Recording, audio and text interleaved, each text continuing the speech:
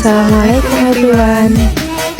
My name is Birti Adiwardani and this is my friend Tinggal Ilma.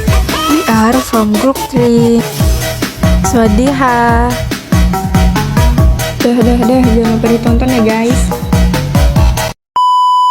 Setelah 13 tahun dakwah di Mekah dengan berbagai macam cobaan dan ujian, maka Allah perintahkan kepada Rasulullah untuk berhijrah ke Madinah, sebagaimana para petinggi Madinah yang telah membaiat Rasulullah dan hampir seluruh masyarakat Madinah telah menjadi Islam. Maka Rasulullah memerintahkan umat Islam untuk berhijrah secara sembunyi-sembunyi dan bertahap agar tidak mendapat gangguan dari kaum kafir Mekah. Rasulullah mempersiapkan hijrah ini selama 2 bulan, beliau yang termasuk hijrah yang terakhir. Peristiwa ini juga melibatkan para sahabat. Ketika Rasulullah akan berhijrah bersama dengan Abu Bakar menggunakan unta, orang-orang Quraisy mencoba untuk menghalangi mereka. Maka orang kafir Quraisy mendatangi rumah Rasulullah untuk membunuh beliau. Namun Ali bin Abi Thalib menggantikan posisi beliau, yang akhirnya ditemui oleh orang kafir Quraisy adalah Ali. Kemudian mereka mendatangi rumah Abu Bakar dan mereka tidak menemukan Rasulullah.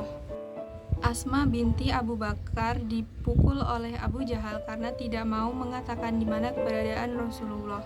Untuk mengelabui orang kafir Quraisy, maka Rasulullah dan Abu Bakar singgah di Gua Sur, yang arahnya berlawanan dengan arah Madinah. Mereka berdiam di sana selama beberapa malam. Suplai makanan diantar oleh Asma binti Abu Bakar. Abdullah bin Abu Bakar memberi kabar tentang gerakan orang kafir Quraisy. Dan Amir bin Furaihah menggiring domba untuk diminum oleh Rasulullah dan Abu Bakar. Setelah 3 hari dan dirasa aman, maka Rasulullah dan Abu Bakar melanjutkan perjalanan ke Madinah, dipandu oleh Abdullah bin Ariqat Laitsi. Di tengah perjalanan, mereka bertemu dengan Suraqah bin Malik yang mencoba untuk menghadang mereka. Namun akhirnya sadar bahwa Allah melindungi Rasulullah dan akhirnya berhenti mengejar. Sebelum sampai ke Madinah, Rasulullah singgah ke Masjid Quba untuk menjalankan sholat Jumat. Kemudian melanjutkan perjalanan ke Madinah. Yang sesampainya di sana, masyarakat Madinah menyambut kedatangan Rasulullah SAW. Ada yang bersolawat, menari, bernyanyi, saking gembiranya kedatangan Rasulullah.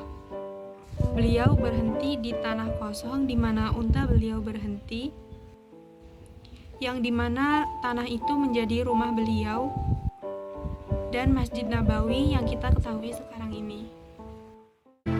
Di suatu malam, Rasulullah didatangi malaikat Jibril. Beliau diberitahu bahwa sudah saatnya bagi Rasulullah untuk berhijrah. Wahai Muhammad, janganlah kamu tidur besok malam di tempat tidurmu, karena sesungguhnya Allah Subhanahu wa Ta'ala memerintahkanmu untuk berhijrah ke Yastrib.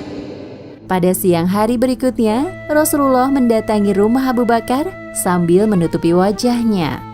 Sebuah kebiasaan yang jarang beliau lakukan saat berkunjung ke rumah sahabatnya tersebut. Rasulullah merasa perlu berhati-hati sebelum menceritakan kepada Abu Bakar tentang kedatangan Jibril semalam. Wahai sahabatku, keluarkan orang-orang yang ada di rumah ini. Aku ingin menyampaikan sebuah hal yang penting kepadamu. Mereka semua keluargamu, wahai Rasul, tidak ada yang perlu dikhawatirkan. Sesungguhnya telah diizinkan bagiku untuk berhijrah. Apakah Anda ingin ditemani, wahai Rasul? Ya, aku ingin engkau menemaniku hijrah ke Yastrib. Kemudian Rasulullah dan Abu Bakar menyusun strategi hijrah bersama, khususnya rencana untuk keluar dari Mekah malam ini. Kaum muslimin yang mendengar teriakan tersebut serta-merta keluar dari rumah mereka sambil membawa senjata. Mereka menemui Rasulullah beserta rombongan. Selamat datang di perkampungan Bani Amr bin Auf, wahai Rasulullah, kami telah menunggu kedatangan Anda. Untuk menata kehidupan sosial politik di Madinah, Nabi menempuh cara yaitu menata intern kehidupan kaum muslimin, yaitu mempersaudarakan antara kaum muhajirin dan kaum Ansor secara efektif. Nabi mempersatukan antara kaum Muslim dan kaum Yahudi bersama sekutu-sekutunya. Nabi menempati posisi yang unik, yaitu sebagai pemimpin dan sumber spiritual undang-undang ketuhanan, sekaligus juga pemimpin pemerintah Islam yang pertama. Terbentuknya negara Madinah ini sebenarnya merupakan akibat dari perkembangan penganut Islam yang menjelma menjadi kelompok sosial dan memiliki kekuatan nyata pada pasca periode Mekah yang di bawah pimpinan Nabi. Kepemimpinan Nabi selaku kepala negara itu bertujuan untuk mengatur segala persoalan dan memikirkan kemaslahatan umat secara keseluruhan pada pelaksanaan siasah syariah. Piagam Madinah adalah dokumen yang dibuat oleh Rasulullah SAW saat mendirikan negara Islam pertama yang dikenal sebagai kota Yathrib. Selain itu, berlaku juga perbahasan panjang di kalangan ulama tentang kesohihan periwayatan matan hadis yang terkandung dalam Piagam Madinah tersebut. Ini karena matan Piagam Madinah secara menyeluruh tidak ada dinyatakan dalam mana-mana kitab hadis. Rasulullah SAW telah menulis bahwa hendaklah setiap pembunuhan yang dilakukan secara tidak sengaja dibayar dengan diyat. Kemudian baginda menyebut tidak halal bagi seorang muslim bekerja sama dengan muslim lain tanpa keizinannya, dan dinyatakan dalam perjanjian tersebut laknat ke atas sesiapa yang melakukan perkara tersebut.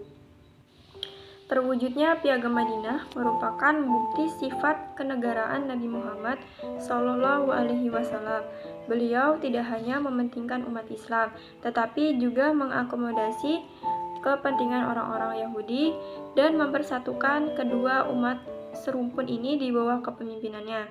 Bagi umat Islam, Nabi Muhammad SAW berhasil menciptakan persatuan dan kesatuan serta persaudaraan di antara kaum Muhajirin dan Ansor, juga antara suku-suku di kalangan Ansor sendiri. Di kalangan Ansor, Nabi Muhammad SAW diakui telah merekat kembali hubungan antar suku yang sebelumnya selalu bermusuhan.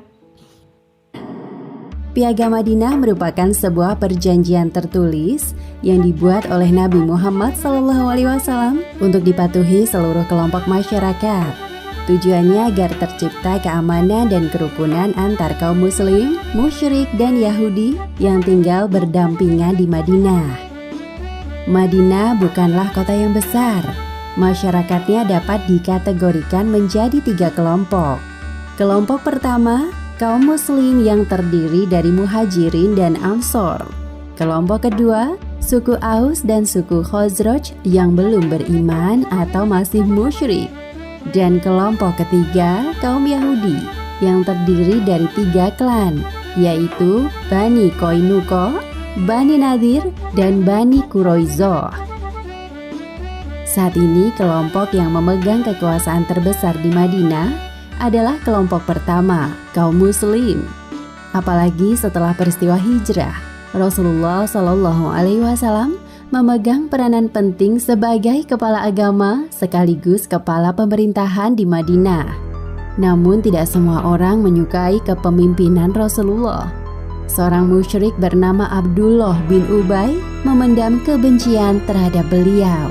Hal tersebut dikarenakan dahulu setelah perang Bu'ats, suku Aus dan Khazraj sepakat untuk mengangkat Abdullah bin Ubay sebagai pemimpin Madinah. Sial, harusnya aku yang menjadi pemimpin di sini, bukan Muhammad. Abdullah bin Ubay merasa impiannya sebagai pemimpin Madinah hancur sejak hari pertama Rasulullah menginjakkan kaki di Madinah.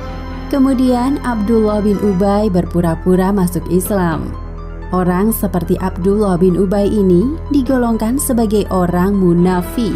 Meskipun jumlah kelompok kedua ini tidak banyak, mereka selalu berusaha mencari cara untuk menjatuhkan posisi Rasulullah.